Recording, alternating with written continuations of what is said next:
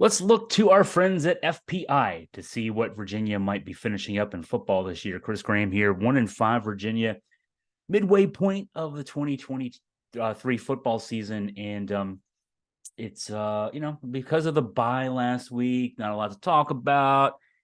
It's kind of good to just kind of what would you say recalibrate things here a little bit.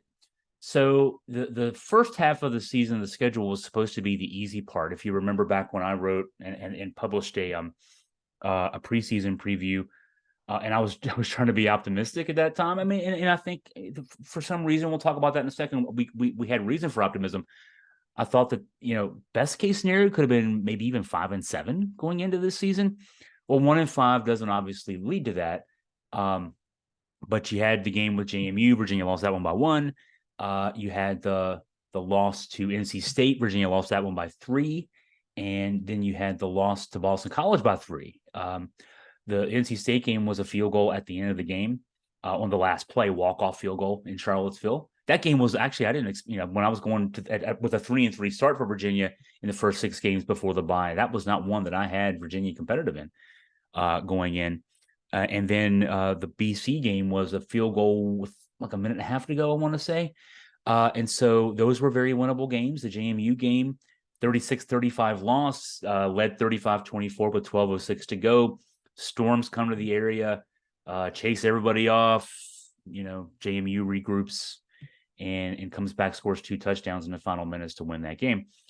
One play in each of those games, Virginia could be 4-2. I mean, and it's not out of the realm of possibility to say 3-3, but that was the easier part of your schedule. Again, Tennessee was not easy. Obviously, they're a top 20 team, top 25 team.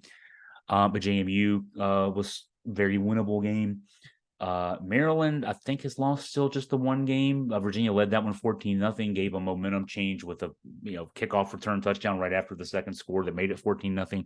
That turned that one around, a 42-14 final score. That game was still a one-score game going into the fourth quarter. Virginia had a chance to tie it through an interception in the end zone early in the fourth quarter, and then that game just got away. Then again, the 2 field goal losses. And then last week, finally, the first one of the season, William & Mary. So 1-5 could have been, 2-4, 3-3, even at best 4-2. Second half of the season is, this murderer's row. We the schedule makers loaded up the schedule for the second half of the season as far as the tough games. You got 3 top 25 teams, at least 3 teams this week ranked in the top 25. A 4th, Miami, that was just ranked, but is now on a 2-game losing streak. And then the 2 Techs. Georgia Tech beat Miami to help knock them down a peg at that time. That was a week and a half ago. And Virginia Tech, which was 1-4 to start the season, but has 1-3 to start the season, has won 2 of its last 3 by double digits each, beating a Pitt team that just beat Louisville and beating impressively a Wake Forest team that's now just 3-3, surprisingly for Wake Forest fans. So this part of the schedule is not easy. But I wanted to look to FPI, Football Power Index, ESPN's predictive model, which ACC Network's Mark Packer doesn't like. He doesn't like any analytics, but he especially doesn't like the FPI for some reason, just to get some guidance. I mean, this is just playing, having some fun, getting ready for this week's game at North Carolina to see, what FPI just weighing in. What's the outlook here for the upcoming second half of the season? Well, it's not good. Let's just it's not gonna be fun. This weekend at North Carolina, which is 6-0, ranked 10th nationally, FPI gives Carolina a 94.3% chance to win. Let's go ahead and count that one as a loss. Carolina's playing really well right now. Next weekend, Virginia heads to Miami.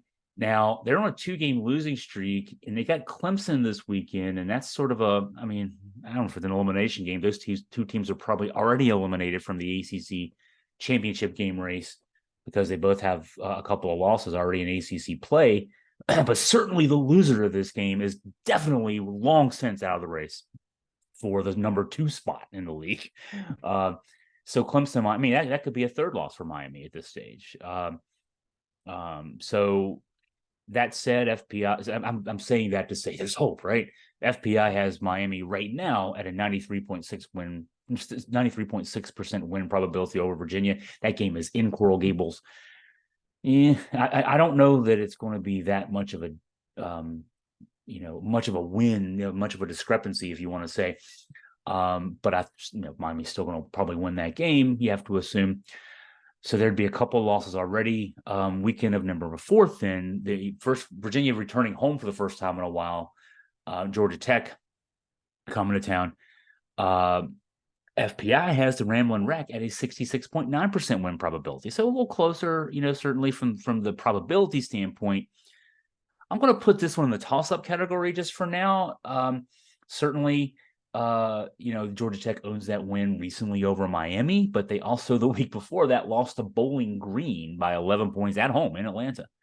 So toss-up. Let's just give that one as a toss-up for now. Then it's back on the road at Louisville. Louisville was unbeaten until losing in a shocker, 38-21 to Pitt, which to that point had just one win. Louisville still ranked 21st in the poll this week. That game on the road, FPI giving Louisville a 90.4% chance to win. Maybe chalk that one up, 90.4%. Duke would then be next for Virginia. We're talking into November now. The Blue Devils at this stage, at this moment, are 5-1, ranked 16th in this week's poll. Mike Elko, second-year coach, just like Mike London, has Duke playing really well. The L, by the way, was that last-minute loss to Notre Dame, which then this past week waxed Southern Cal. So that's not a bad loss, to say the least. Duke, according to FBI, has an 87.9% chance to win over Virginia. The season finale, then, is the other Tech, Virginia Tech at home, 2 days after Thanksgiving. Now, this is a Hokie team I think I mentioned. 2 wins in his last 3 after that 1-3 start. They looked awful in that 1-3 start, but they're looking better now. Playing well. FPI has them at a 66.2% win probability. That's actually the lowest win probability for a Virginia opponent in the final 6 games.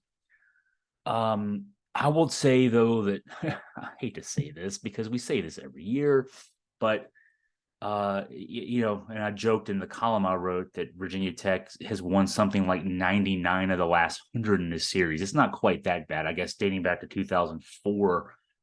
If you start with 2005 and we skip last year, something like 17 of 18. I mean, the one win for Virginia in 2019. It just seems like, though, the ball bounces the way it needs to for Virginia Tech to win this game. It's not like Virginia Tech, certainly since 2011, 2012, the beginning of the deterioration of the Beamer years, has been that much better than Virginia. Most years, these two teams have been pretty equal. A couple of the years, at least, I'd say maybe even 3 of the years, Virginia has been better than Virginia Tech, and they still lose the game. So when you look at the final 6, then, when, just having given that analysis, Virginia's best win probability are the 2 Techs, and that's a 33%-ish win probability for Virginia in those 2 games. The other games on paper are squash matches. I mean, using the wrestling terminology, those aren't really supposed to be that competitive. I think Virginia will be competitive, maybe in 1 or 2 of those, but I think they'll still go 0-4 in those other 4, the non-Tech games. Best case is 3-9 if you win both the Tech games, which I'm not sure is the case. And ESPN's FPI actually doesn't project that either, even though FPI has Virginia a market underdog in all 6 of the games. The FPI actually projects, hey, when we think out percentage-wise, 2-10. But if things go according to projections, 1-11. So that's the stakes. I mean, I think we're looking anywhere from 3-9 to 1-11. And if I had to guess, 1-11 is probably neck and neck with 2-10 as far as how this season will finish for Virginia football. We'll see. I mean, I want to be positive. The results, not the William & Mary game as much as the BC and NC State games.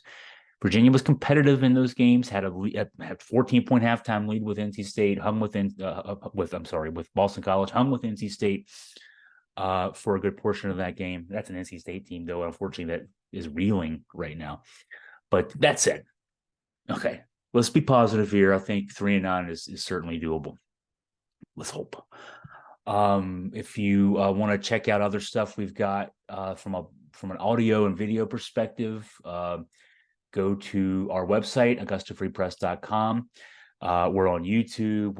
You can go to any podcast subscription service, whatever your favorite one is. You can subscribe to our podcast and get those regularly. We do Virginia stuff. We do NASCAR. Well, I'm going to get back into doing more wrestling related content. So there's all that there and more from a sports context for our listeners and viewers out there. And if you have any questions for me that you want me to address, items for our mailbag that might be good column ideas or story ideas, please email me at chris@augustafreepress.com.